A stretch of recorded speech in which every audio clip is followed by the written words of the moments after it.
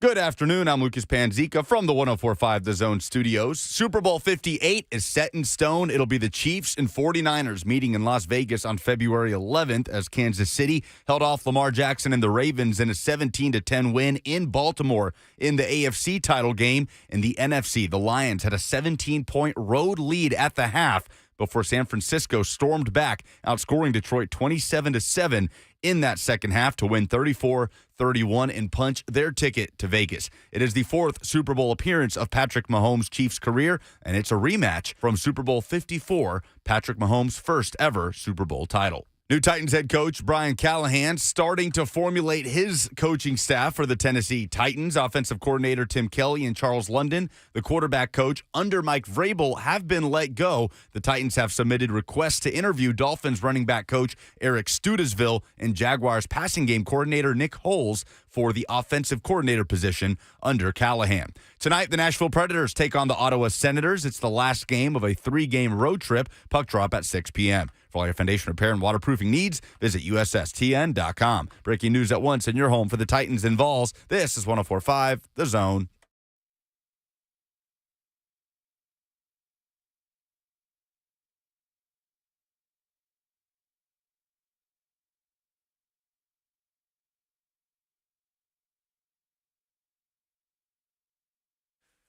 Blaine and Mickey, 1045 The Zone. What's up, everybody? Happy Monday to you. Super Bowl is set. Just sadness in Detroit right now. Oh, my. Man, those dudes, they were up 24-7 at the half. I was thinking, like, I need to text my friend who's a Lions fan. I just need to tell him, like, hey, man, you did it after. And I thought, no, I'm going to wait and see how the second half starts. And as I say that, the ball bounces off Vildor's face and it goes right to Brandon Ayuk. Remember, I tell you, that's why you play DB, man. You can't catch. Oh, right in the face, man. Yeah, went right through his hands. We watched the replay right here. It's hilarious. But, yeah, Vildor, the great Vildor of the Tennessee Titans that never really played. It looked like they were doing a pretty good job on those receivers, though. He did an all right job. Well, yeah, that's one of those. That was the football guys right there, man. Yeah, that's a fluke Once that play. happens, man, then you start saying, uh-oh, it's not meant to be today. Yeah. You don't know nothing about those football guys. They're bananas. Yeah, man. They Stuff like definitely, that. People call it luck. I call it football guys, man. I'm like, Stuff like that ooh. starts happening. You just like, yeah. Uh-oh. Then your man Dan the man, Dan Campbell, you're a guy. I mean, it's there. Everybody's guy. You feel for Detroit and all their fan base and how long they've battled through being not very good and then finally been pretty good, man. So now they get to be critiqued. And everybody's talking about between the drops by another Titan great. Oh, Reynolds and Dan's going for it on fourth down. So, man, I was in the moment, I have to say, man, I thought the one, is it the first one or the second one? I can't remember, bananas. One of them, anyway, I was like, you got to take points. Once the momentum shifted and it was already in 49ers, you got to get points because if you got no points now, man, you almost deflate your team. And I know everybody's talking about, oh, he did it all season and, this is what they are and who they are and what they do. And I'm going, but sometimes you have to read the room. And it was critical that they get points there because they hadn't played very well in the second half. So I thought they should have took the points. I can't remember if that was the first one or the second one. But they were up 17 at the half, right? Yeah. The 49ers get the ball, start second half, drive down, kick a field goal. The Lions go down, have a chance to kick a field goal to have the same lead that they just have. It completely erases what the 49ers just did. They went for it instead. Yeah. So that was their first turnover on downs, was their first possession in the second half. I think I was cool with that. It was the second one. They were on the 28, and they, as my son used to say, goad for it, and they didn't get it. Yeah. And you could say, oh, Reynolds, dropped the ball, and I get that. But to me, you had to have some positive momentum and some positive things happen to get things going back in your favor. And because the risk reward there, I don't know if it was worth it with the way the second half was going. They were running the football in the first half, and it seemed like that didn't exist. I thought Goff was seeing shadows a little bit in the pocket, like he was feeling the pressure, even though the pressure wasn't quite there yet. He doesn't have, he can maneuver in the pocket, but he's definitely not a runner. So you know, like as we saw with Purdy, who could run, enough to get first downs. I don't know if he could even really do that. He's not a, stationary guy, but Right. that's not his stick, even if he has to. So, yeah, I thought the second one, I thought they should have kicked it. But, hey. Second one would have tied the game after they completely lost momentum. That was the one. Yep. Yeah, I was like, man, I'm sitting there like, you gotta kick it, man. Yeah, you haven't done anything this second half. No points. You gotta go. Yeah, you gotta do it. But, hey, he went forward and the stuff's letting they didn't get it. So all the Detroit fans are disappointed. They had, fans in the stands in Detroit and big TV screens on the field, and they showed up, man. And they looked awesome. They looked like they had been there in the moment from the beginning of the game. But then at the end, that pressure got them. So, yeah. I don't know. Golf, I think his contract is up, too. Man, would you give him a $40 million a year extension? Man. What's Kirk Cousins want, Bananas? 45 a year? Yeah, he wanted 2 years, $90 million to return to the Vikings. Jared Goff. Where would you put Goff and Cousins? I know they're different ages, but right. Just as far as just a quarterback. Goff will be a free agent in 2025. He's got 1 year left. Oh, but typically they redo it. Quarterback, right? you get your new deal before. Because they act like, and then don't forget now, they got somebody behind them called Hooker. Oh, see? Does that then change how you approach this? You give him, you got another year. Got to sit in there who's, healed up now, and he's going to get some playing experience next year. And do you just hold off one more year? Goff's current deal, I guess, averages 33.5. Is 4 year, $134 million. So he already had his big payday. Blaine, if you're his agent, though, 40, I swear. That. And that's what I'm asking you. Yeah, I'm asking you if you're his agent, would you, the organization at Detroit, give him $40 million a year? And I'm agreeing with you saying that's the number. That's what you got to do. I don't know. I mean, you just went further than you've gone since 1957. I mean, I think you have to give it to him. If I'm their GM, I'd do it. Or maybe I let him play out next year and see how he does. He's 29 years old. I was actually a little shocked to read that. I thought he was older than that, to be honest. No, I didn't because he's, the Rams drafted him. Yeah, so it feels like he's been in the league so long. He started from day one. I know. Man, that's I have tough. to watch more of because games. I don't know. Because if you give him that money, then you're basically saying Hendon Hooker, the guy you drafted, third round last year, like, hey, you're the backup. Like there's not really a plan for you there. So then you're kind of tied to Goff.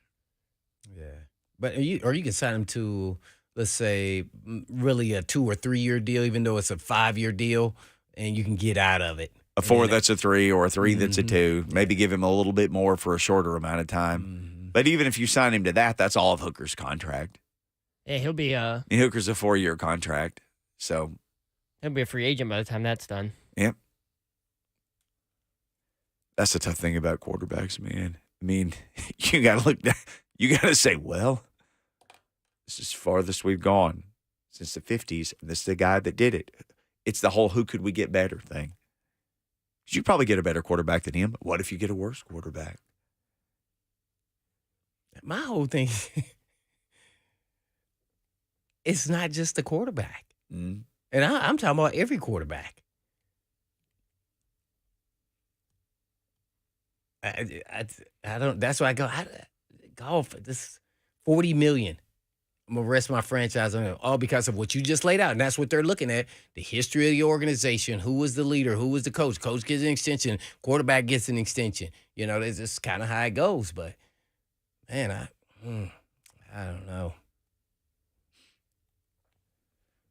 I'd be tough. I couldn't be a GM. Okay, so I'd probably give him a short-term deal, but I'm not.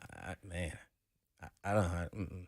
These are the quarterbacks currently making a minimum of $40 million a year: Daniel Jones, Dak Prescott, Matthew Stafford, Josh Allen, Josh Allen, Patrick Mahomes, Deshaun Watson, Kyler Murray, Russell Wilson, Jalen Hurts, Lamar Jackson, Justin Herbert, and Joe Burrow. That's 12.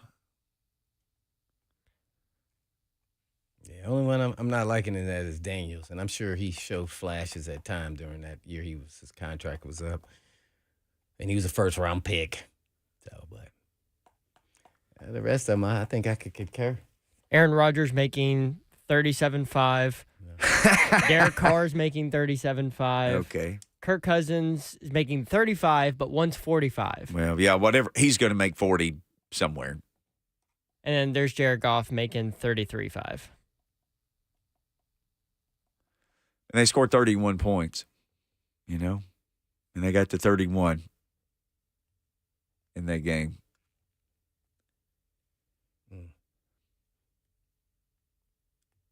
That's tough. I mean, whew. I'll tell you who was the MVP of the whole weekend, though, in my opinion, is your guy Spags. Oh, yeah, Spags. They put it on with that the Chiefs. defense. Oh, man, that defense turned it up. Yep, and my man Sneed. L'Jarius Sneed. He is a free agent. We looked him up yesterday. Oh, did I? Oh, yeah. Did you see that thing? So Trent McDuffie, the guy who Zay Flowers taunted. Yeah. No, Flowers taunted. It was Sneed. Was it Sneed? Yeah, it was Well, Sneed. McDuffie said that Sneed had told him, I'm going to get him back after that play. Oh. And then 2 plays later, he goes and smacks the ball out at the goal line, which was Sneed got him back. a phenomenal play. Phenomenal play. Mm-hmm. Gonna be real phenomenal when you're in a Titans uniform. I'm putting it out there. Well, I sent you guys just in the group Would you chat tell me it was like yesterday. his salary is about like 4 years, $65 million or something. His projected from Spot Track is, we had a lot of messages yesterday. It is L'Jarius Sneed. Oh, come on. Where is this? What did he say? 465? It's something like that. I got it. Yeah, 465. Okay. Yeah. Yep. I'll take that all day. Yep. You got money to spend. And then draft one. Nick says the Titans will need to overpay for Sneed. Yeah.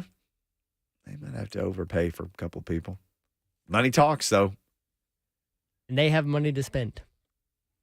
They do have money to spend. All right, we got money to spend. Alan is on the line in Kentucky, wants to talk about officiating. Seems like we talk about that after every game. We'll get into that and more. We'll continue Horrendous. talk about what we saw this weekend. Take your phone calls. Ross Tucker, who works for Westwood One and CBS and has his own podcast and does all kinds of stuff, he's going to join us at 1:45. So getting a rare visit from Tucker. It's been a minute since we've had him, but we'll talk to you about all this stuff next right here on Blaine and Mickey.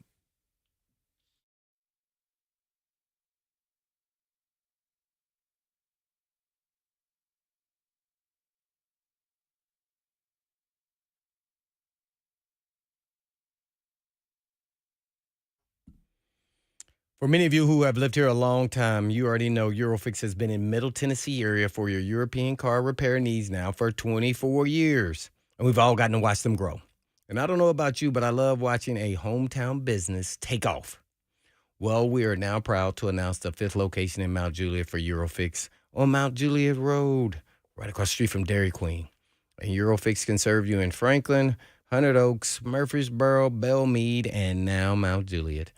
Pretty cool getting to watch a small-town mechanic start in the barn in his backyard of a single-wide trailer and now grow to 5 locations repairing thousands of cars each month. And at Eurofix, you get a 3-year nationwide warranty and a free loaner car with every repair appointment.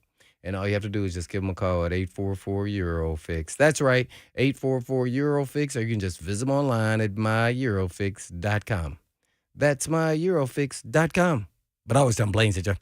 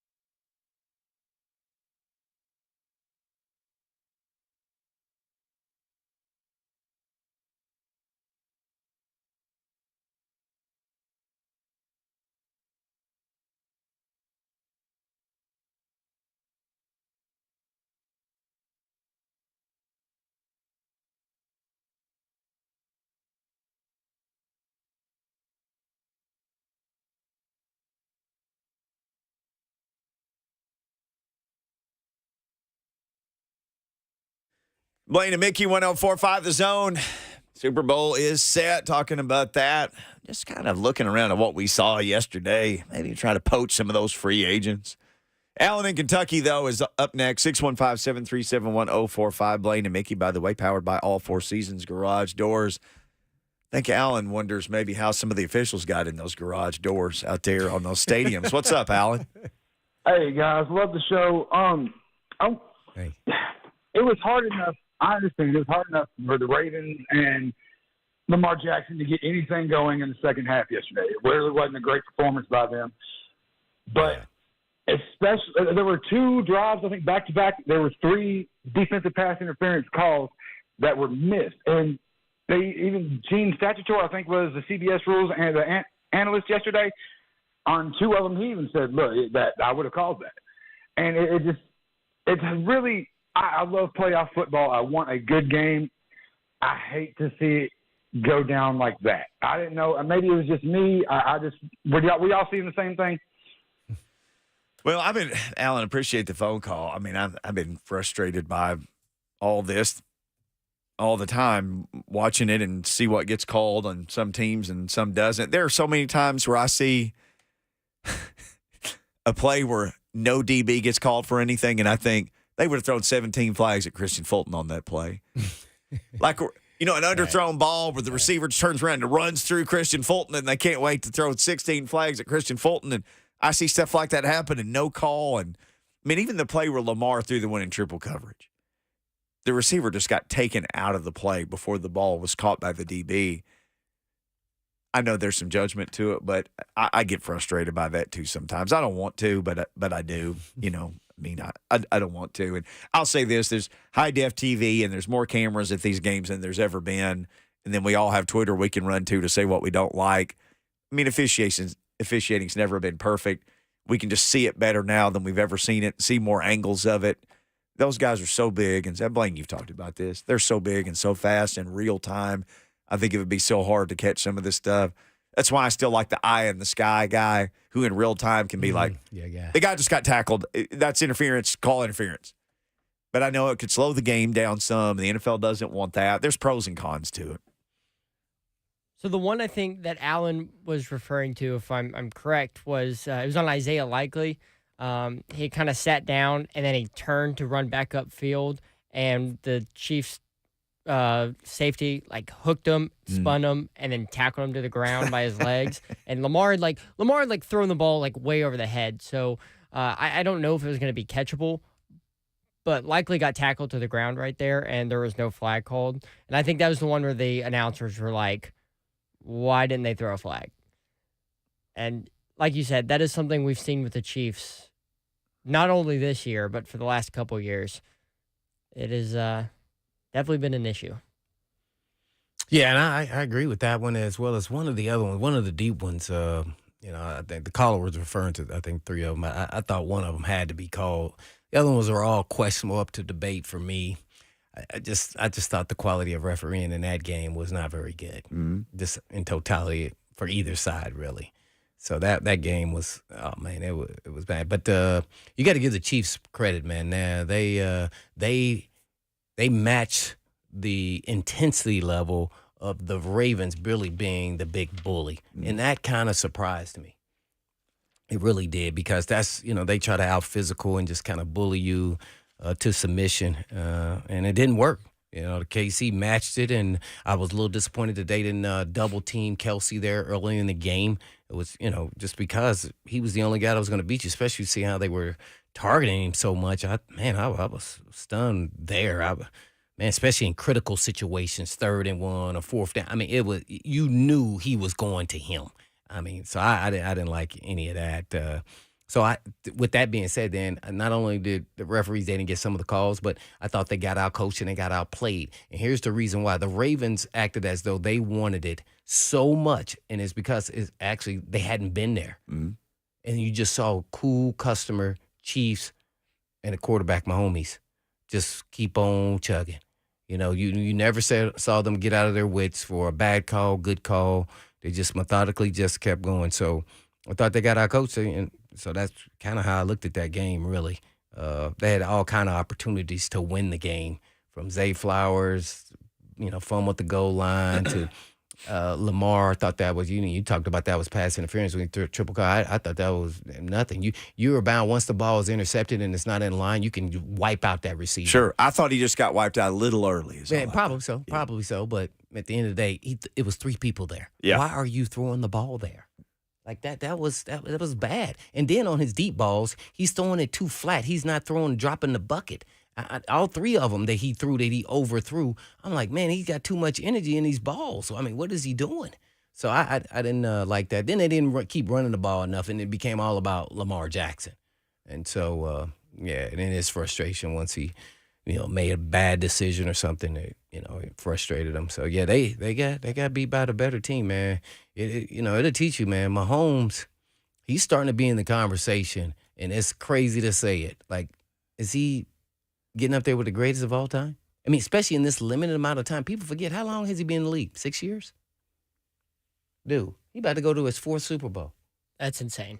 Man, come on, man. This is what he's doing. And then, now he's doing it with less. Now their defense is doing it, and it's just him and Kelsey really on offense in the running game. Pachenko,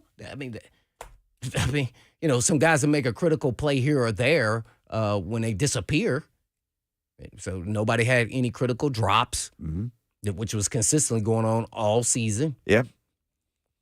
So yeah, that was an interesting game there, man. Spagnuolo on defense, my former DB coach there in Philly, he called a great game. He's got 2 Super Bowls. One was with the Giants. He was a DC there.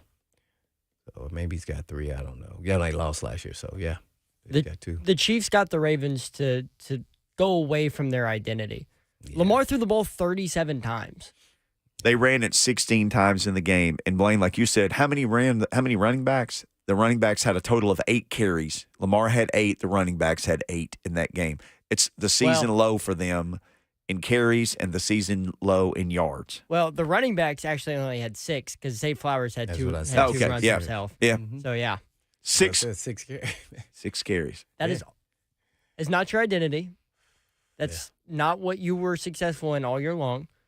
Mm-hmm. You tried to match what Mahomes does, and you got beat. You changed your identity, and it came back and bit you. Yeah, but that's not how you should be approaching it, though. Yeah. It's us versus, his quarterback versus my quarterback. You let the media do all that. It's really about our style, what we do, and sticking to what we do. I mean, so, yeah, that was... Yeah, nobody's gonna beat Mahomes at being Mahomes. Just period.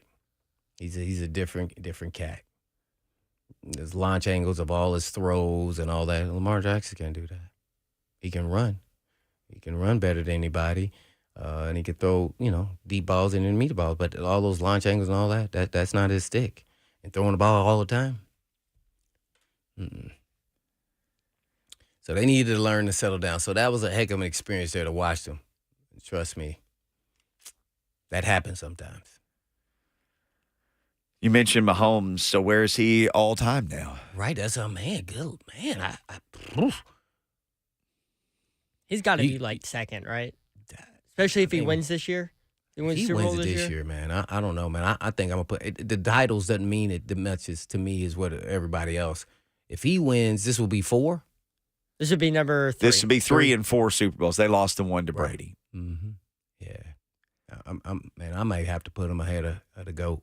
I know everybody's gonna say, "Oh, well, he's got 6 rings." Nah, but if you just kind of watch, he may be the greatest quarterback to ever play in the National Football League.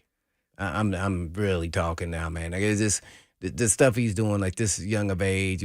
Think about it. People forget. See, all they do is remember the end of Brady. Their first 3 Super Bowl wins, you would attribute it more to their defense. It wasn't Tom Brady being super Tom Brady. Now, as time went on, then the next 3, it was Tom Brady. It was no doubt. So, all right, you want to do some comparisons? Well, it's kind of hard. What you need to compare to is Tom Brady's first 6 years to Mahomes' first 6 years. That's what I have. Right, there you go. You ready? So I didn't know were you ready. So where are we at? So regular season record, Patrick Mahomes, first 6 years, 72-22. Tom Brady, 70-24. Playoff record, Mahomes, 14-3. Tom Brady, 12-2. AFC titles, 4. Tom Brady, 3. Super Bowl rings, 2. Brady, 3. Touchdown to interception ratio 258 to 69. Brady 167 to 87. Quarterback rating 103.7. Brady 88.4. So after hearing that stats, I know y'all stats guy. Who won that stat? Mahomes. See? In my eyes. Yeah. See that? He just had one less Super Bowl in that amount of time, right? Yeah. I don't know, man. And then because this makes me start thinking about like Joe Montana. Where's Joe Montana That's exactly now? right. You know, Exactly. That's exactly. because my guy was always Joe Montana. Yeah, me too. Me too. He was always number one to me. And then Brady passed him. And then Brady was like, he's past him now. Right. So- And it's the way Mahomes does it. He is still a true passer, but he can run. And he can cause problems. Oh, he Tom broke Brady the was Titans straight with the pocket run. passer. Yeah. So this is, I think this, when it's all said and done with, I think we're going to be saying Mahomes. So it's going to be a big gap, too. Well- And I don't even know if he'll ever get to 6 Super Bowls and all that. But what we're seeing, I mean, we're seeing greatness in front of us. I mean, really. And he makes the guys around him Better. And I'll give him Kelsey. I got that. But everybody else, he made them better. I mean, entrusting MVS, Valdez Scantling to catch the ball at the end, and he caught it. But I mean, he dropped a one on, I think it was a Monday night game. Yep. He would have won the game there. Yep. Yeah. He kept, he had keep plugging with him. He got because he knew he was going to need him. Keep plugging with him, man.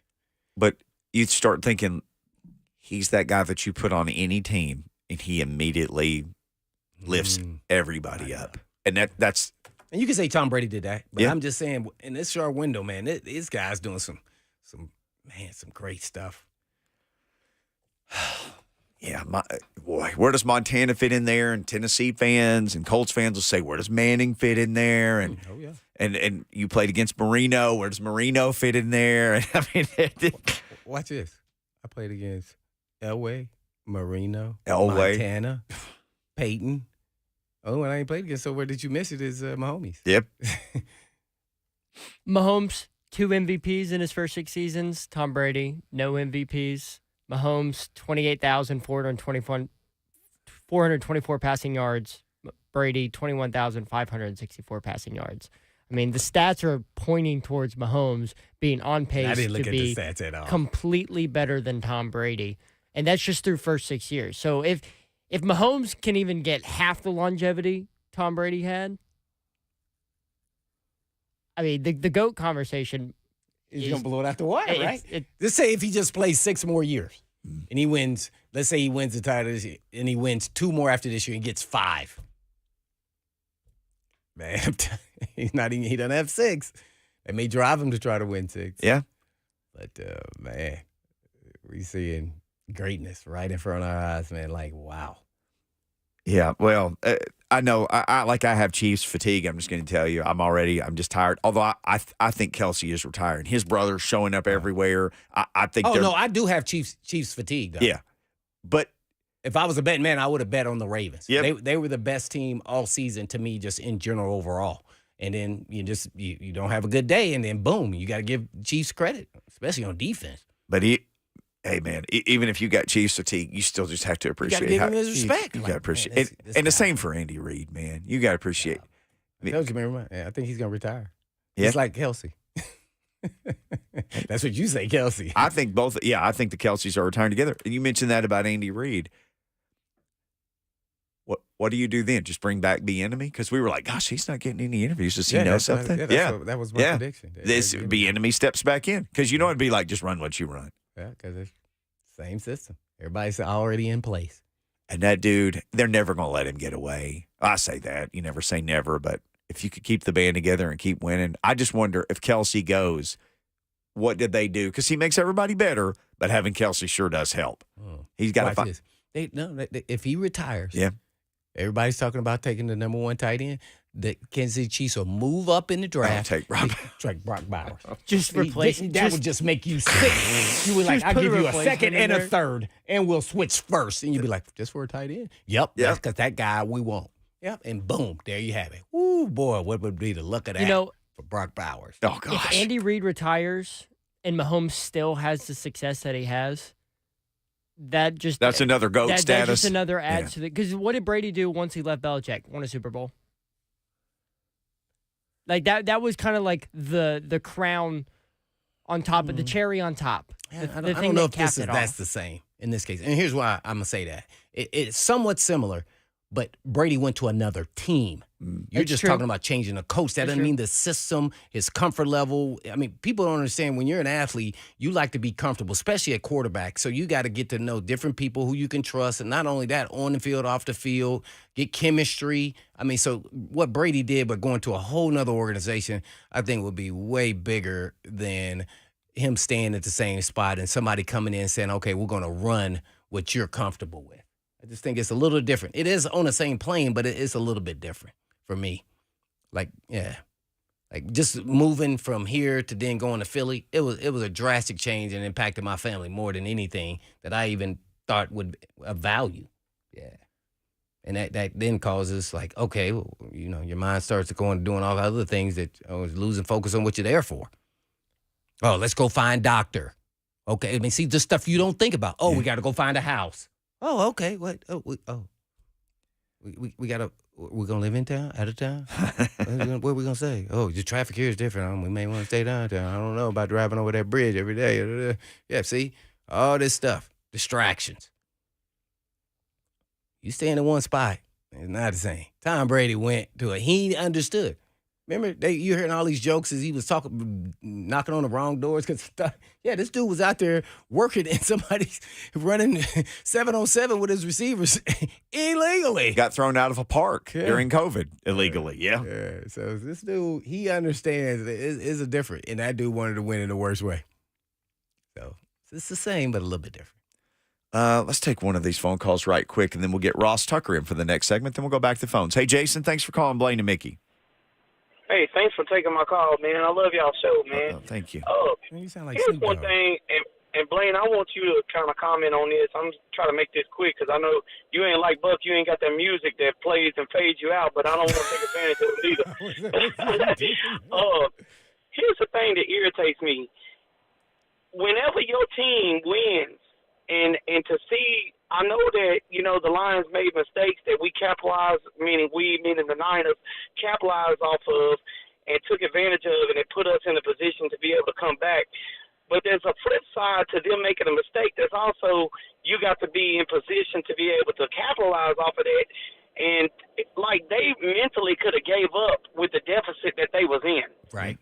They could have threw in the towel because on numbers, it looked like that game was completely over. Mm-hmm. And for Brock Purdy to keep his poise the way he does and them to come together not only on offense but on defense and make the adjustments that they needed to make was amazing to me. They had a heart to fight back like that.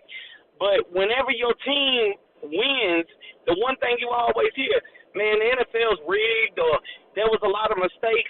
There ain't one game that you're going to find, whether it's in Super Bowls before, that you can't go back and analyze where if this call would have been made or this situation hadn't happened, it wouldn't have worked out. Mm-hmm. So it kills me when people diminish the success of one team because they didn't get who they wanted to win by saying, oh, now it's rigged. But when your team was winning, all of a sudden it ain't rigged no more. Right. Appreciate the call, Jason. Thank you, man. Yeah, no doubt.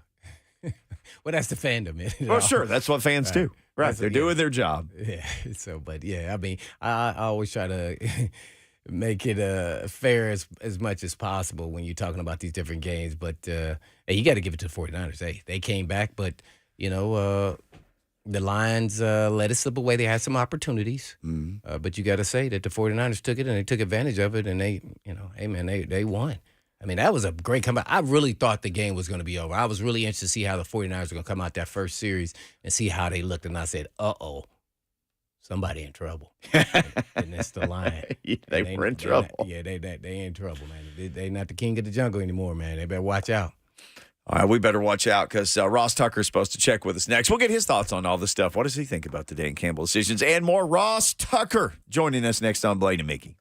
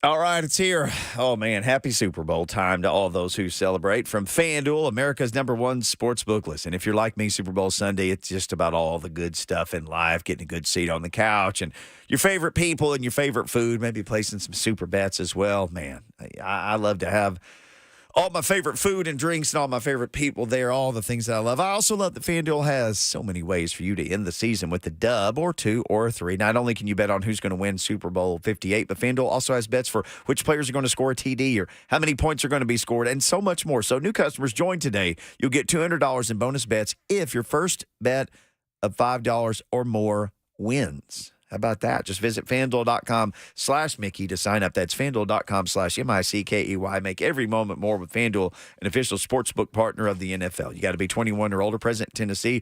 First $10 first deposit required. Bonus issued is non-withdrawable bonus bets. Expire 7 days after receipt. See terms at sportsbook.fanduel.com. Gambling problem? Call the Tennessee Red Line at 1-800-889-9789.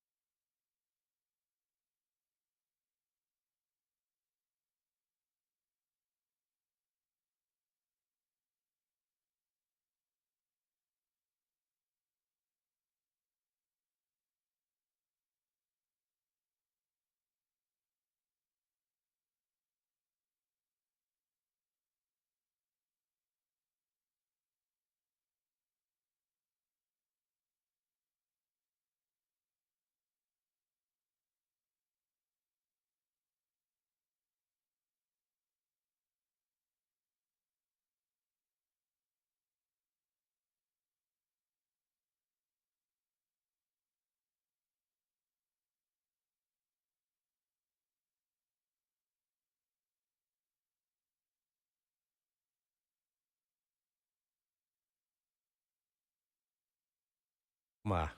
Blaine and Mickey, 1045 The Zone. Boy, you're dipping back into the 70s for this one. Yeah, that's what Ross Tucker wanted. He wanted some break back into the 70s. Maybe he was. Maybe he was born at that time. He's a young guy, though, Ross Tucker, who joins us now. At Ross Tucker. The guy who did that was 25. NFL on Twitter, the Ross Tucker Pod, and our brother on Westwood 1 and CBS and so much more. Ross, thanks for joining us today. Yeah, my pleasure. Always good to talk with you guys. How's it going? Oh, yeah. Good, man. Doing great. So let's just start with this. You're Dan Campbell's best friend. What are you telling him about those decisions to not kick those field goals today? What are you saying to your friend Dan Campbell? Well, that's ironic that you say that because Dan and I were teammates in Dallas. Now, I think I have his number in my phone, but we're not like friends. You know how that goes. Like, we were probably teammates for 6 months till Parcells cut me, so we're not boys. All good things must come to an end, Ross. Yeah, exactly. But I talked to him a bunch over the years. The first thing I'm saying is, in all sincerity, how could you be so stupid to let him run the ball on third down near the goal line at the end of the game? Yeah, that was a good like one. people are focused on the field goals. We can have, in my mind, an intelligent conversation about the field goal decisions, but that running was the worst thing I've seen by any coach all day yesterday. I mean, you cannot run the ball in that situation. You just can't. Because then they had to call a timeout, and then that forced them to have to try to kick the onside kick, and the onside kick recovery percentage is so low, they had to throw the ball on third down. That, to me, is the inexcusable error. And so my first question for Dan would be, who made that decision? Like, who said it was okay to run the ball on that third down? Because that's unacceptable. My next question would be, what is your process for those third down or those fourth down and go for it decisions? Because you could convince me, like we could have a discussion about, hey, we want to be aggressive. And if you notice, guys, because I was on the sideline for the Chiefs and Ravens, everybody's going for a fourth down more, right? And they're having a lot of success with it. I feel like they're getting it a lot. The Chiefs did it. The Ravens did it. And I'm okay with that. I think more teams should go for it in more of these fourth down situations.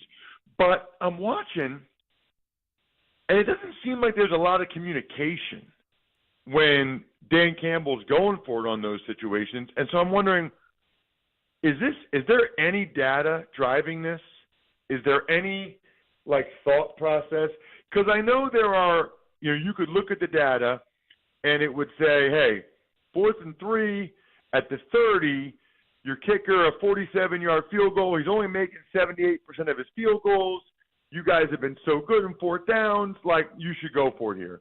And if that's the equation, if that's the conversation, then again, we can have that conversation. I just want to know the process because it feels like Dan is just saying we're going for it to go for it because it's who we are and it's our identity and it's our aggressiveness. Like a meathead. That's the part I have a problem with.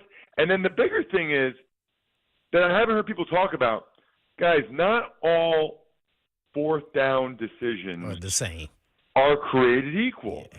If you have a chance to go up 3 scores, okay, here's how I look at it. So I'm going to give you a great example, okay? I got a buddy, thankfully, who's really, really successful, and he has made a crazy amount of money. And his buddy said to him one time, hey, man, sell some of your business for, a couple $100 million and then go from there. He said, because the difference between having $800 million and $200 million, there's not much of a difference. You're still running this. You still have the same houses in the same place. The difference between $200 million and nothing is a lot. So he told him to sell some of his business. He was telling me the story. Here's how I look at it. The difference between the Lions getting that fourth down and going up 21 versus being up 17 is not nearly as much as the difference between them not getting it and it still being a 2-score game. You got to make it a 3-score game, and then later on, when you're down 3, you have to tie the game. Like if you're down 6 or you're down 5 or whatever, I believe in those situations. I'd love to see what the data said, but I think it's got to be a heavy lean towards going back up 3 scores and a heavy lean towards tying the game. Getting it all, the real stuff from Ross Tucker here at Ross Tucker NFL on Twitter. Well, Ross, let's talk about the other game, the Ravens and the Chiefs. What was your, observations from that game?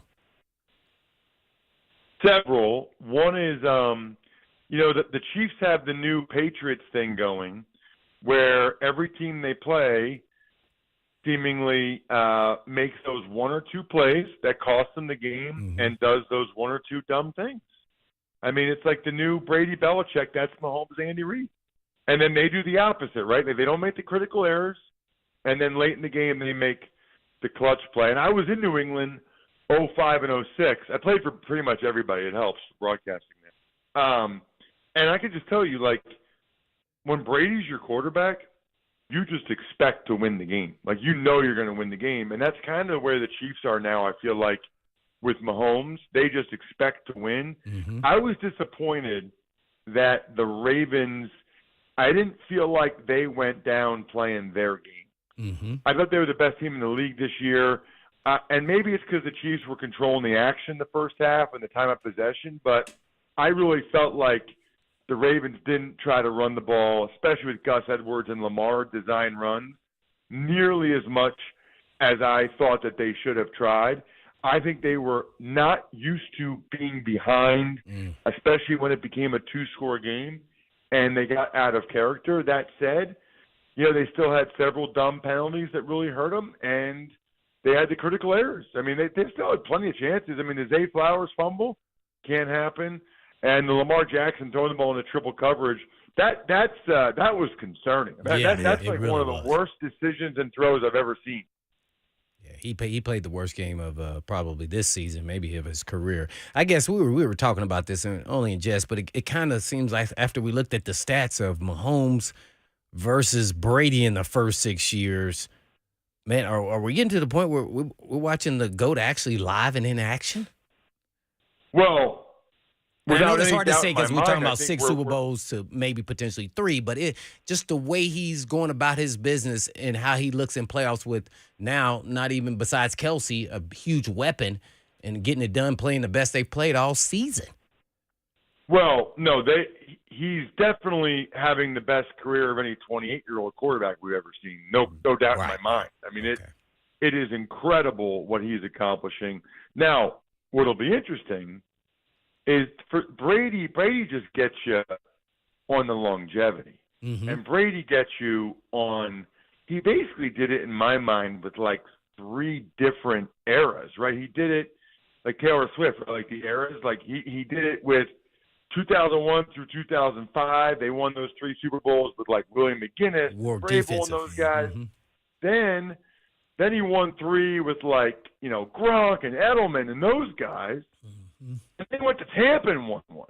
Yeah. Whereas, so Mahomes, is Mahomes going to still be able to do it after Kelsey isn't there anymore? Because, man, Kelsey still is just such a difference maker on those catches. And then here's the other thing for Mahomes.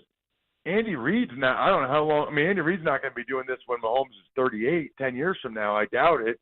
So Mahomes might have to do it – he's going to have to do it without Kelsey. He might have to do it without Andy Reid. So it's going to make it harder for him to have, the Brady-esque career. Ross, I know you got to go because you only got short spurts of time with everybody. But before you go, tell us about myfrontpagestory.com, sir. I don't know if I've ever told you guys about this, but you're going to absolutely love it. My buddy started the company. It's the best Valentine's Day gift I've ever heard of. You literally talk to a writer for like 10 minutes while you're driving home from work or Chick-fil-A or something. Tell them how great your significant other is, how much you love her, all that stuff. They write a story. It looks like it's on the cover of the newspaper, like the Tennessean or whatever. Framed pictures of you, her, kids if you have them, whatever. It is unbelievable. To be able to say to her as you're giving it to her, honey, I just want to do something special for you this year and unique. I had a story written about you. Like, dude, that line is so money, it's not even funny. And then when she actually opens it, here's my – in all sincerity, both of you, if you're even considering this, go to myfrontpagestory.com. Make sure you tell the writer, I just don't thank her enough for all the little things she does. Even if you can't, guys, even if you can't think of one thing she does, just say that. Because I've seen like 7 videos now where they cry as they read that line. Oh my gosh, he notices. Myfrontpagestory.com, myfrontpagestory.com. Best Valentine's Day gift ever, and those are the 2 money lines you have to say. We appreciate it. Man. MyFrontPageStory.com, the Always Money, Ross Tucker Pod, CBS, Westwood 1, and so many others. Thank you for the time today. Appreciate it, Ross. Of course, you guys. Yes, sir. The one and only Ross Tucker, longtime NFL vet. When he says he was Dan Campbell's teammate, he was a lot of people's teammate. All right, my teammates and me, we got to get out of here. Hour number 2 coming up. Plenty of time to take your calls. It's also Monday, so you know what that means. Ding dong of the week coming up. There's some ding dong candidates. Ooh. You drop a ding dong in the F&M Bank chat. Get ready to hit us with one in the second hour. Got a little Titans coordinator news, though, we'll hit you with to start the hour number 2 of this show.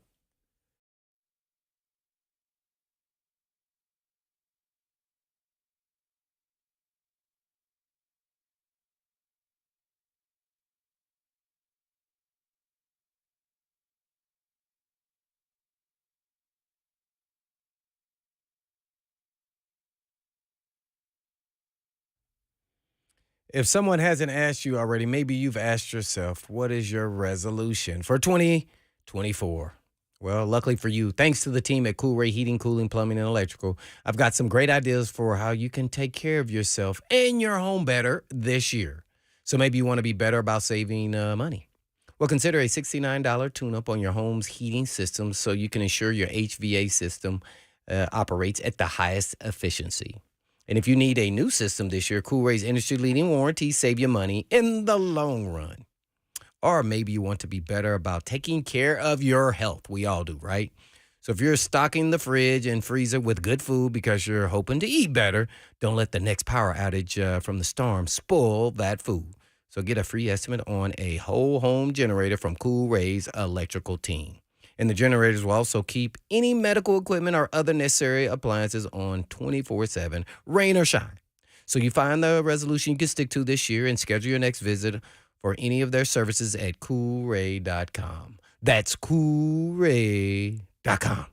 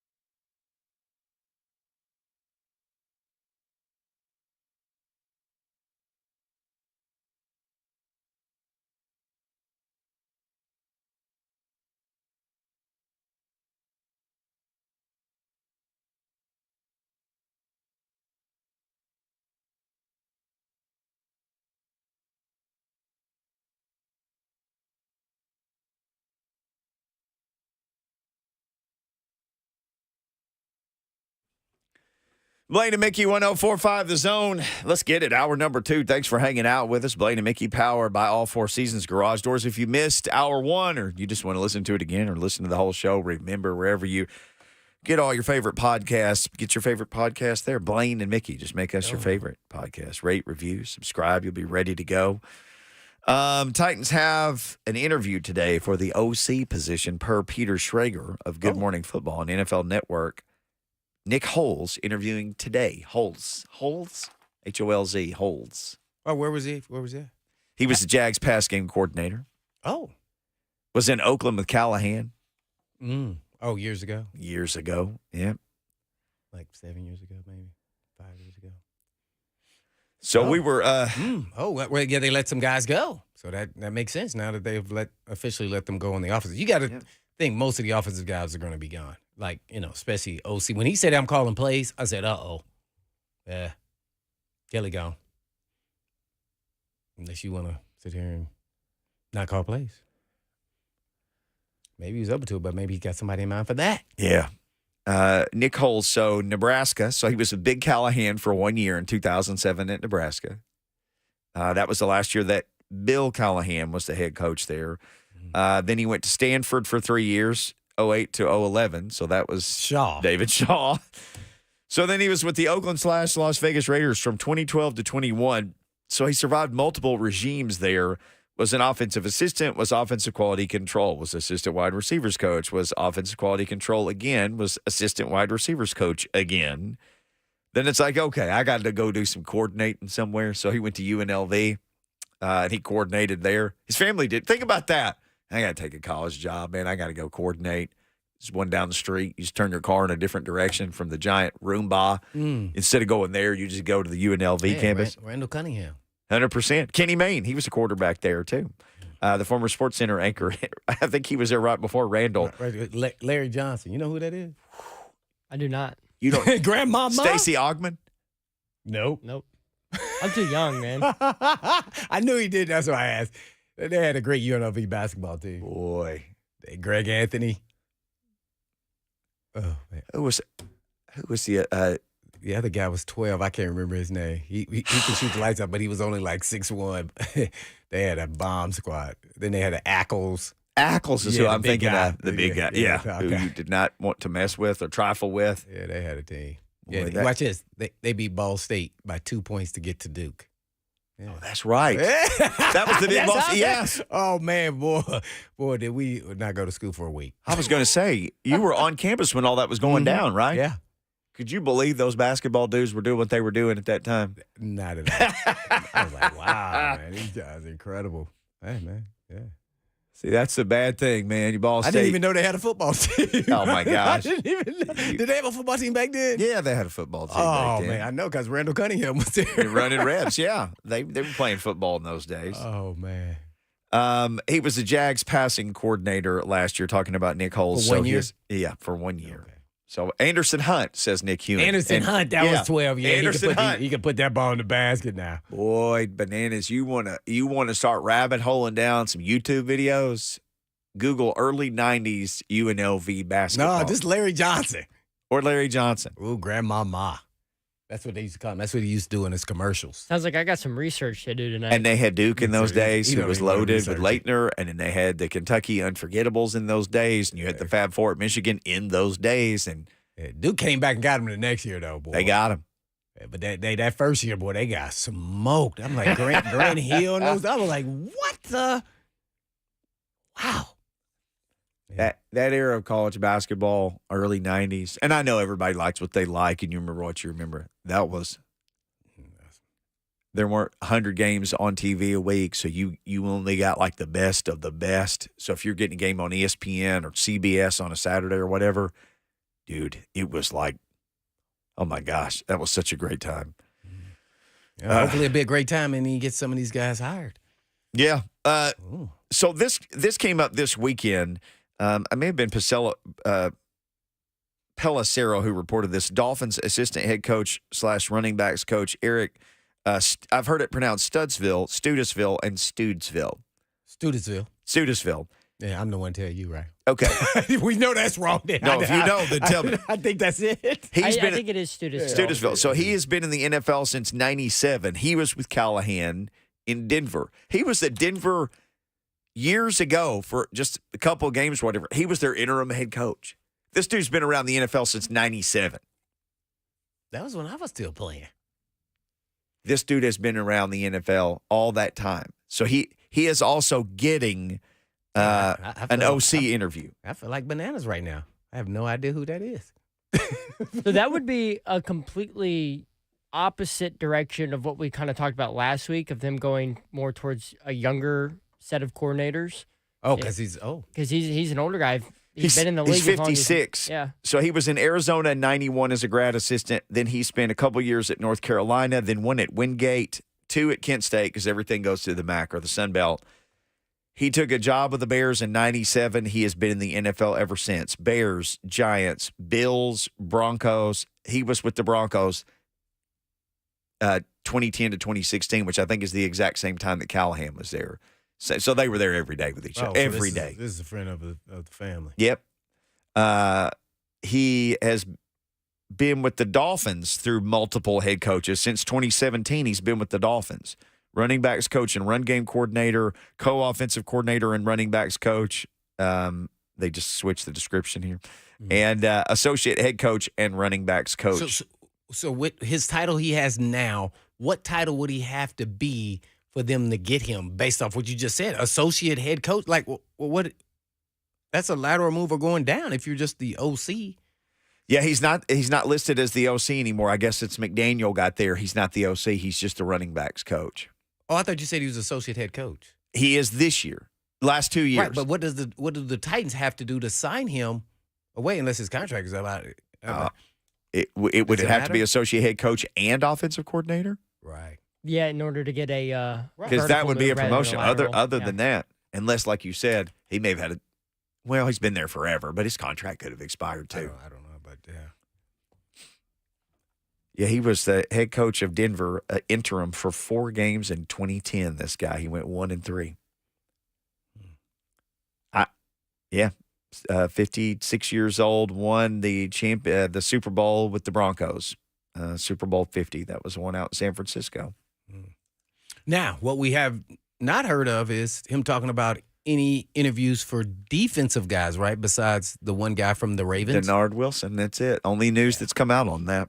So there's a possibility that a lot of some of the staff, I don't know, maybe some of the skill positions, even on offense, maybe they may retain. I don't know. Did Wilson? Did he interview yet, or was he just like a scheduled interview? No, just a reported interview. So he hadn't actually come into the building. No one has reported that he has been in the building yet. Only he's a reported available now. Interview last week. Yes, he is. Yeah. Oh, yeah, with the Ravens. That's true. Mm-hmm. He's available. So are those Lions, guys. So if you Ben Johnson. Yep. So if somebody want and Aaron McDonald with the Ravens. McDonald. All those dudes, the calendar just opened up. All those guys' calendars just opened up. If I had to put my money on it, Washington and Seattle are probably closing their head coaching searches within the next day or two. No Vrabel, no Belichick. Yep, Ben Johnson and McDonald. I mean, that would make perfect sense, wouldn't it? For one to get one and one to get the other. Unless the Seahawks, I guess, like Dan Quinn, who keeps being linked to them, but then they keep not hiring him. I think he was the betting favorite over the weekend. Okay. But no Vrabel either as well. Yeah. That's what'd you say? The NFL's changing. Just walking in and saying, okay, I want this, control this, and this, and this, and I want this computer mouse, and I want this. Yeah, it's changing. And if you're not going to adapt, we see what they've done to the greatest of all time. Yeah, shut him out. Yeah. Greatest of all time. Yeah, man, the league is going to, y'all better follow the tea leaves. Y'all not following, man. Y'all just basing off of name recognition. That is uncommon. Like, just think about this. I'm the best at whatever I do, and then I become a free bird to sign anywhere, and I don't get signed. Think about that. 7 Think openings, about that too. now. 7. Seven openings. That's That's insane. They are going in a different direction, and he's not part of that direction. It's going to take one of these owners who says, it doesn't matter. I want to win so bad, I'm going to give him all the power. And nobody was willing to do that. Maybe, I think Blank was real close, but everybody else in the organization was totally against it. Yeah. From what someone told me. And that's why it hadn't happened, or it was going to happen. Do you think he'll go into TV? Belichick? Oh, and maybe for a year. By And- the time him and yeah. Vrabel, maybe. Yeah. Oh, Vrabel Well- on TV. Well, what you're going to see is the coach, when coaches go on TV, their knowledge, and they're not going to be like they're handling media Yeah. questions. Yeah. Totally different. I'm going to use Nick Saban. Yeah. Nick Saban. Now, everybody loves him on TV now, Mhm. right? Yeah. Well, when he first started doing it, everybody thought they was going to get what he did in his interviews. Mhm. It is not the same. It's a different skill set. These guys know ball, so now they're observing. There's no pressure. The question's not on them. It's their observation. Football Fred says nobody wants to see Vrabel on TV. I just wonder if College Game Day might try to figure out something for Saban. For Saban? College Game Day. Absolutely.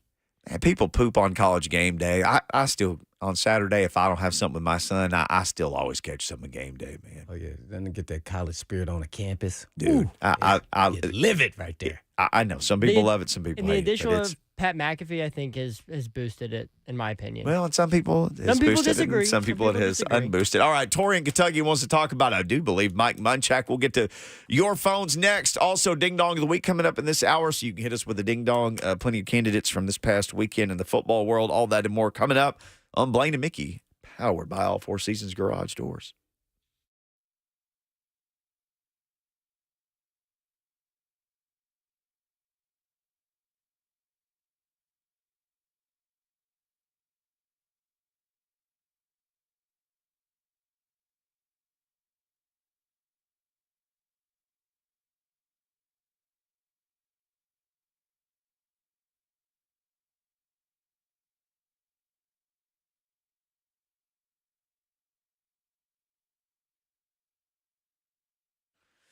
Last year at the Super Bowl, Rob Gronkowski went wide left on FanDuel's Kick of Destiny. Now he's back for another round, Kick of Destiny 2.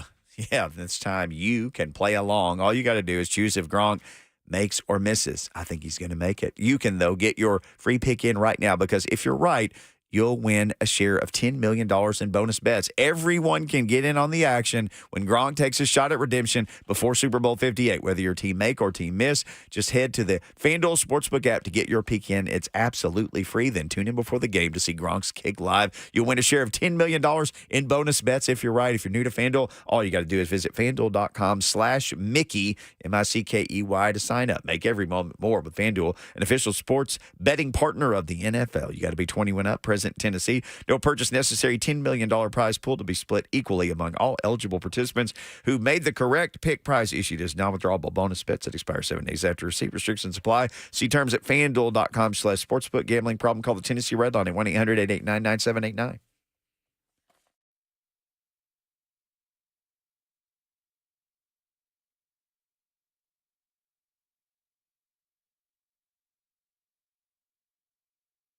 Life is busy. We could all use some extra time in our day, which is exactly why Two Rivers Ford offers mobile service. We'll bring the service to your driveway at no additional charge. Oil changes, brakes, batteries, the certified technicians at Two Rivers will perform basic maintenance on your vehicle wherever you are, so you'll have more time for moments like this.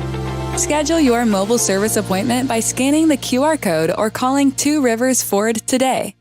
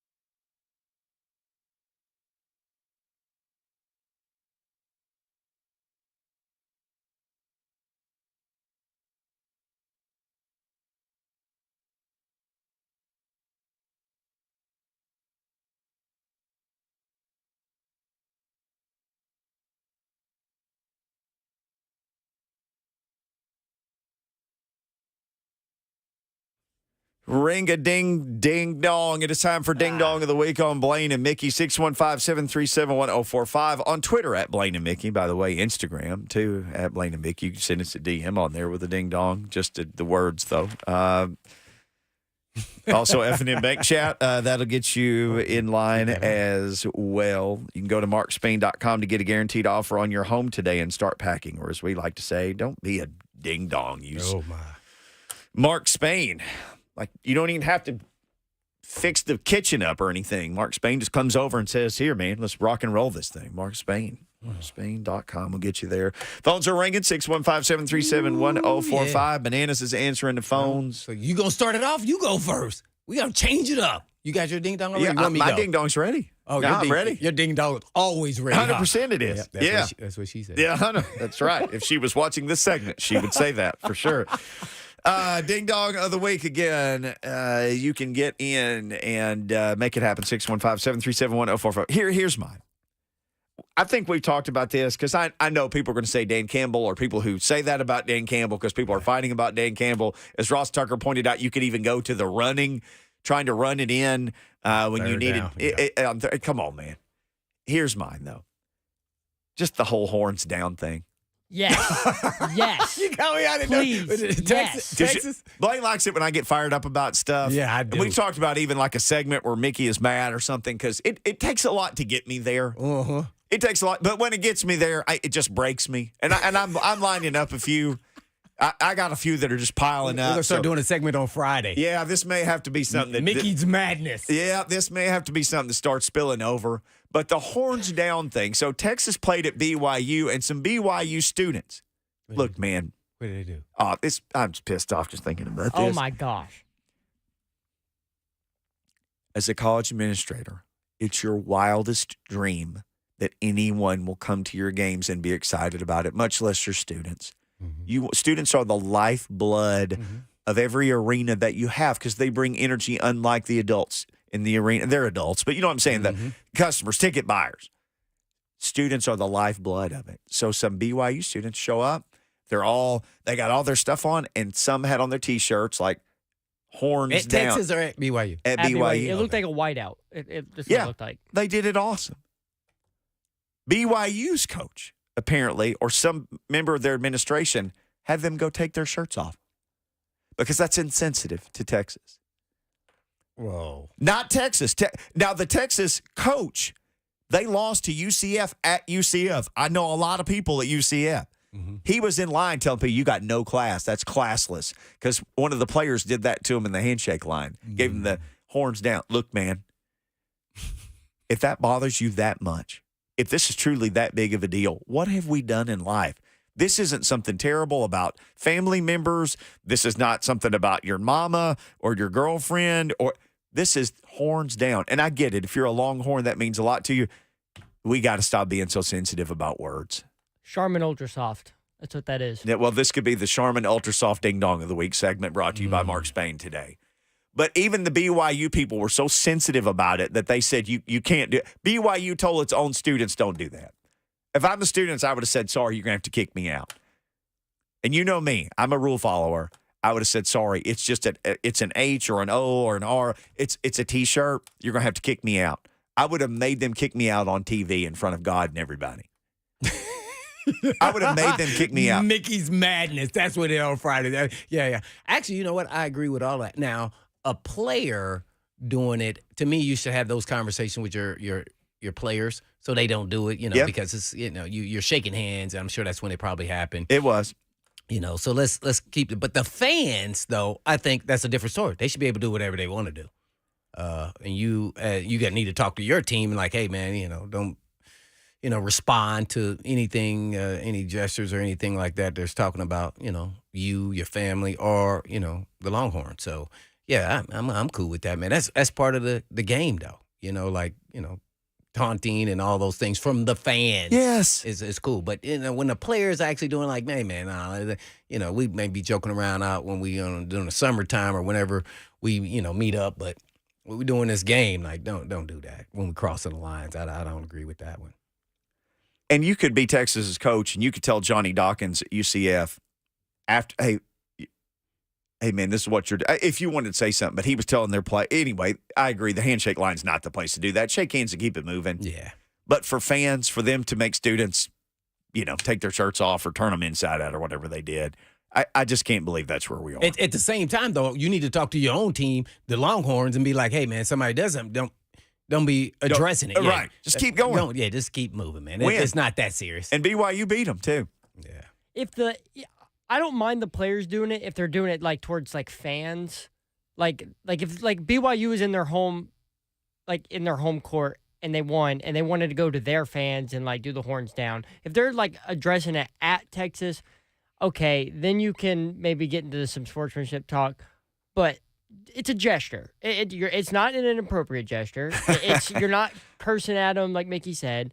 It's a horns down. If you think that is not going to be happening every week in the SEC. Oh, my gosh. Can you imagine? Oh, you guaranteed the fans are going to be doing it there. Oh, that is and not just fans. Players going to be doing that, too, on the field. Because, I know, listen, the only reason it got taken away on the field for players is because the Big 12 stepped in and made it a penalty for opposing fans doing that gesture on the field. I don't know if the SEC does that. I can't wait till they go to Mississippi State or somewhere on a Saturday afternoon and the whole crowd is chanting horns down. I mean, it's going to be. There's no doubt about it. It is going to be so wild. Oh my gosh, them in Oklahoma in the SEC. It's going to make things that much more fun. But SEC fans are going to have a field day with this. That's a good one. All right, ding dongs, boys. What you got? You want to go first? Yeah, go ahead. Ding dong. I'm probably going to go with the Ravens. And just the fact that they just got completely away from their identity in that game. And that was dumb to me. Like, you have the chance. You're at home. You have the chance to knock off Mahomes. He's playing his second ever road playoff game.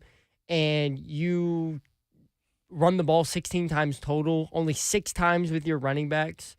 And you try to beat Mahomes at his own game. That was bad to me. Todd Monken, you were good all year long, and I don't know if that was a Harbaugh decision. I don't know if that was a Monken decision. I don't know whose decision that was, but whoever did it, ding dong, because that's not how you take down the future GOAT or the current GOAT, depending on your line of thought. Yeah, no doubt. Good one. Well, I'm gonna stay right in that line with the Ravens, and I'm gonna go Lamar Jackson. The guy who's probably going to win the regular season MVP, to come out there and probably play, in his eyes, one of his worst games ever, and then to make that throw in a triple coverage, which just really culminated everything about this game. They were forcing issues. They were trying to make it happen instead of just letting it come together. Just let the process as a quarterback go through your progression reads and then do your dump down if it's not there, and be patient and, don't force anything. And so to me, he's at that level. This will be his second MVP, and for him to now still do things like that means his emotions are driving him and not the calm, cool customer that he should be at this point in his career, being a probably two-time MVP. Yep. So that was there, because I expect a lot out of him, and that was not what I was expecting. Yeah. Sometimes you, as a player, and I'm going to say this, and to me, it looked like the Ravens' entire team, they wanted something so bad, they were willing to do whatever it took, and even if that was to get a penalty, to hit somebody late, to taunt somebody.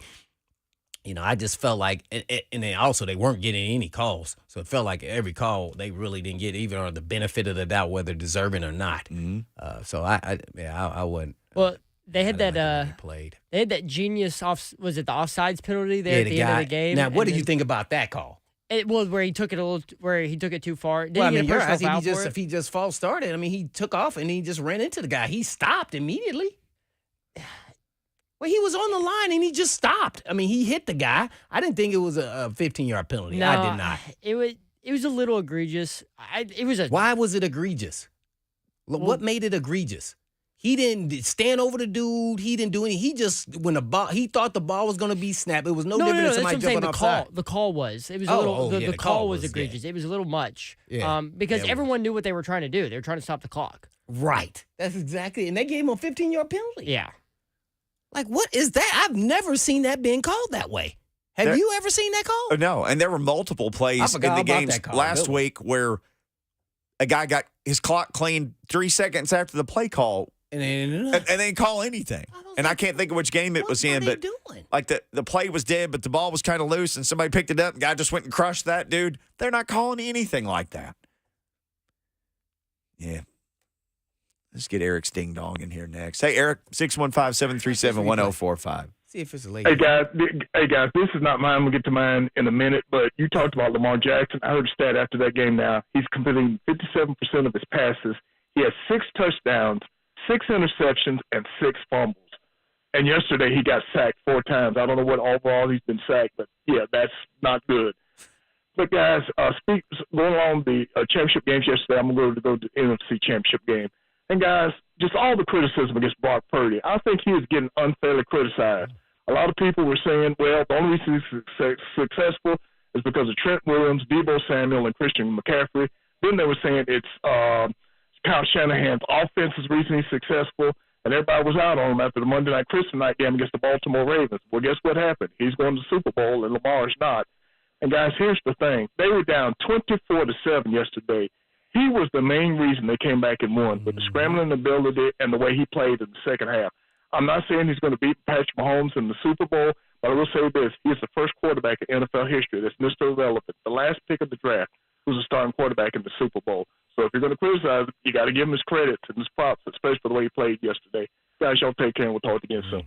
That was a good one there. Yeah, for sure. Yeah, Purdy shut down all of that irrelevant criticism. He is the linchpin to get everything rocking and rolling. So, yeah.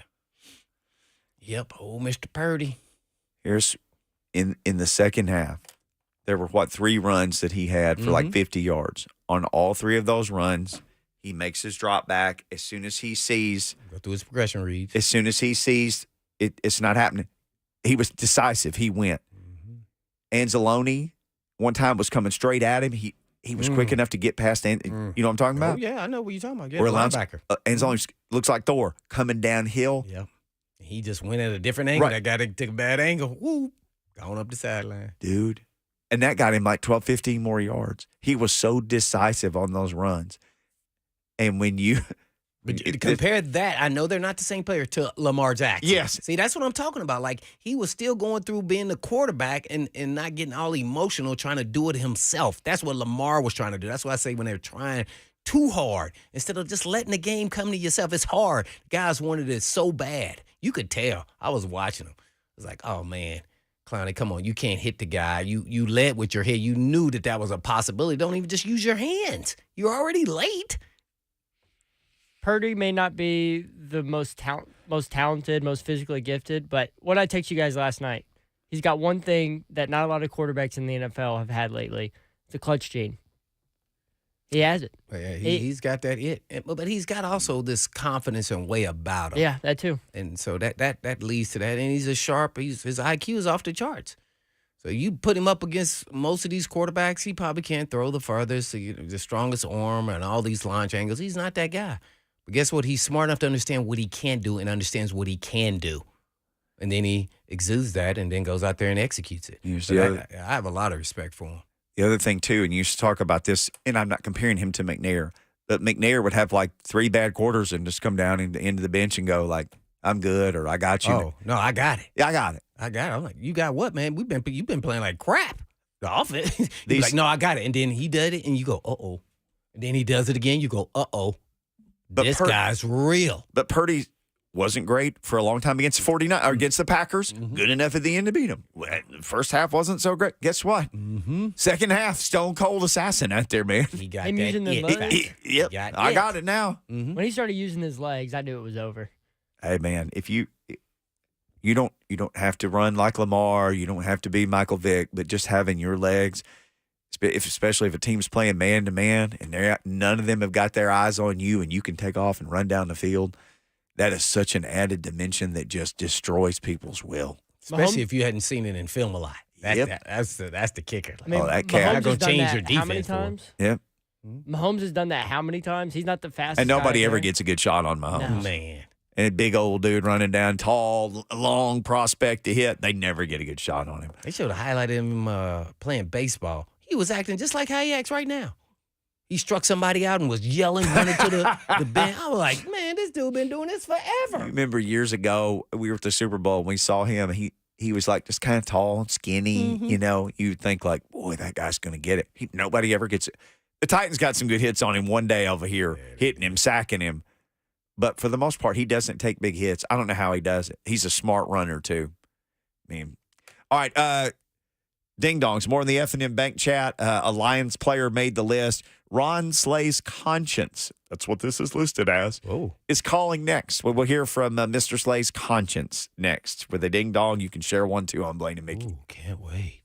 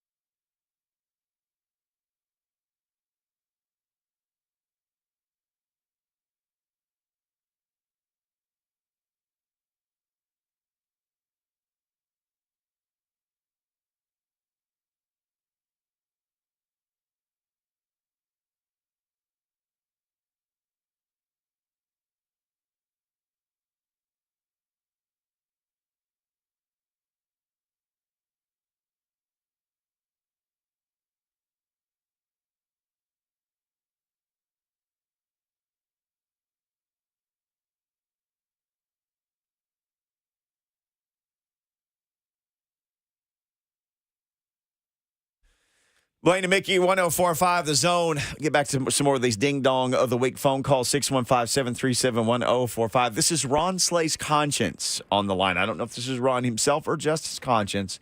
Either way, welcome in RSC. What's going on, fellas? I say things that Ron Slay would like to say, but he can't say it no more because he's too big time.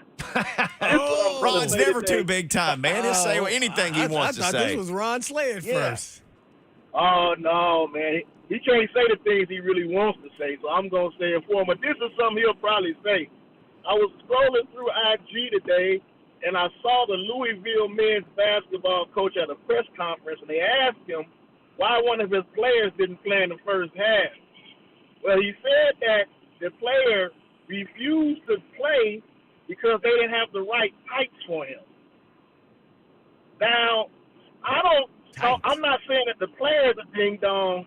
I call the coach a ding-dong because he played in the second half. If that was one of my players, he wouldn't have played for the rest of the year. I can't believe that the youth today would not play a game because the team didn't have the right tights for him. Or what if it was his good luck tights? Yeah. Maybe. Well, he didn't have the tights on in the second half, and he said he had a great half. But I just can't believe how you guys mentioned the whole horns down thing, and that kind of reminded me of that. That what people are dealing with today, man, it's unbelievable. When we were growing up in Naptown, I'm going to send it to you Naptown on IG.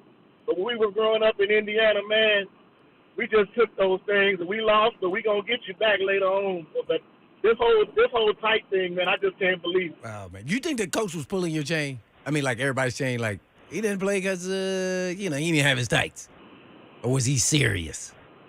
I hope he wasn't serious.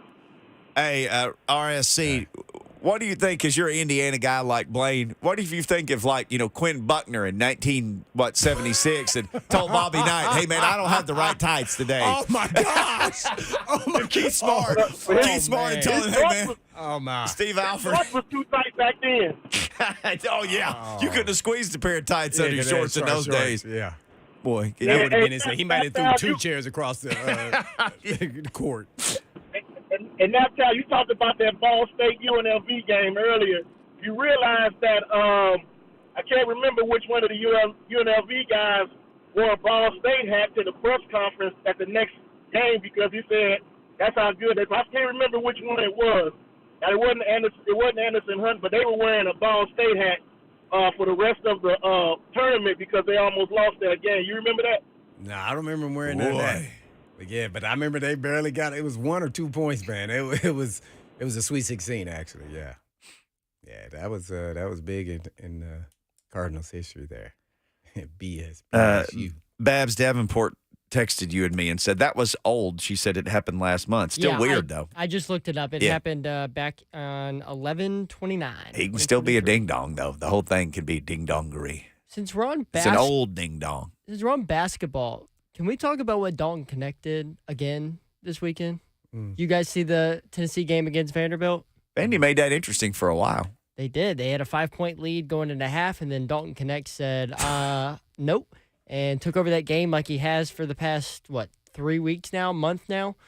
Another 30-point game, scored 34 or 32 against Vanderbilt. That is now 5 straight games of 25 points or more. Yep. At what and as I said before, I said he's not going to just be SEC player. He may be a player of the year. Yeah. Who we have on? Ben McKee or Mike Wilson? One of the two. Mike Wilson knew Dalton Connect was going to be Dalton Connect. Well, that was the Dalton last Connect time, did. but I'm talking about, I said this like 3 weeks ago. Yeah. This dude is different. Third Everybody's changing their role for him, and then they'll be there when, if he gets doubled, he's going to make the correct pass, and they hit the open shot. That's what eventually is going to happen when they get against some teams just at the same level or better. I haven't seen a Tennessee basketball player be able to take over a game this way. I mean, Grant Williams could do it, but it feels different than what Grant Williams did. Like Dalton Connect, like offensively, can just take over a game. Grant Williams could do that, but he wasn't as flashy. He could hit the threes, but he was more working down low in the paint. Dalton Connect is doing it from everywhere. Well, in getting college, Williams, he wasn't the perimeter shooter that he is Right. now in the Yeah, NBA. yeah. So He he definitely definitely- wasn't on the three-point line. But Dalton Connect's just a better all-around player. Let's just call it what it is. He's a better athlete. He's a better shooter, has better handles. He's a better skilled player, period. I saw it from the beginning, and it is what he is. There's no way around it. This dude is not only should be winning the SEC Player of the Year, he should be in the conversations for sure for Player of the Year in the nation. Naismith Player of the Year. He's got that Averaging- kind of skill. It doesn't matter about the average. He is that. He's just, I mean, we always go to stats, but if you just watch them, you take him out of the equation, they are not the same team. Boy. His only competition right now nationally for the National Player of the Year is Zach Edey over there at Purdue. Yeah, I know he's a big old guy, but I think Connect's going to win it. I mean, his last 5 games, though, 32, 25, 39, 36, Oh, he's 28. on a run now. No, he's on a run. He is on one. But, I mean, I don't think we should be surprised. Like, I'm not surprised. I think he could do it every night if he really wanted to be honest. You know what's crazy? You know what I love, though? Is that the Coach Barnes is letting him. Letting him do it. Yeah. Because they have a veteran team. Uh-huh. And Yeah. Barnes, it seems like he'd be like, why don't you defer to – he ain't deferring to nobody. No, he's adapting. Past Barnes would have been Yeah. like taking him out. That's He what would have I'm been, talking hey, about. hey, Yeah. get someone else a shot. No. He said, Dalton, this offense is yours. You can jack it up as much as you want, bro. When you double down, just make the correct pass, and that's what he does. Oh, man. Jonas Adu, every time Dalton Connect got double teamed, Jonas Adu was wide open right there, right over the middle, and he'd just take it straight to the rim. No contest. Yeah. I love when he has a bad shooting first half or beginning of a game, and then come back second half like it didn't even happen. Mental toughness right there. There it is. That's all. That was the final touches. I was already a Connect guy. Now, Connect off to the sky. The only bad thing about this is we only get to watch him for 1 year. I know. Think about 3 years of this cat, what that would have been like. It's why. Man. And where does he fit in the history of Tennessee basketball? That's going to be a question because you only got him for 1 year, but he is going to have such a special year. Ooh, that's a good one. And a lot of it is going do to you go think? to where the team finishes. We can pick this up tomorrow, maybe. How about Yeah. that? Because it's time for 3HL. We got to get out of here. Yeah. But in the meantime, In between time. peace.